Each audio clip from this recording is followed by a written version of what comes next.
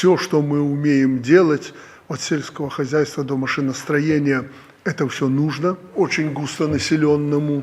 Где-то, к сожалению, где-то к радости узбекскому государству. Все-таки под 40 миллионов, 30 точно в Узбекистане есть.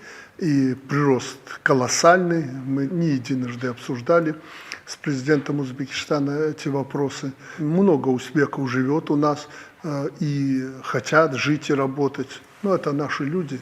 Мы с большим удовольствием, особенно семейных людей, приглашаем к себе. У нас, к сожалению, не такой рост, как у вас, народонаселения.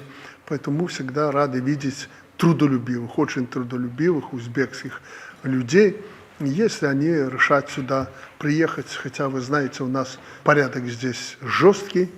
Наверное, это даже лучше и для тех, кто приезжает. Они четко понимают, что мы берем людей на конкретную работу, мы им предоставляем все возможности, услуги для их детей, детские ясли, сад, школа, образование высшее на равных с белорусами, русскими людьми, россиянами, и украинцами, и другими. Пожалуйста, приходите, конкурируйте. Возможности у нас большие, с удовольствием люди едут, работают, поэтому в этом отношении мы готовы с нашими братьями из Узбекистана работать.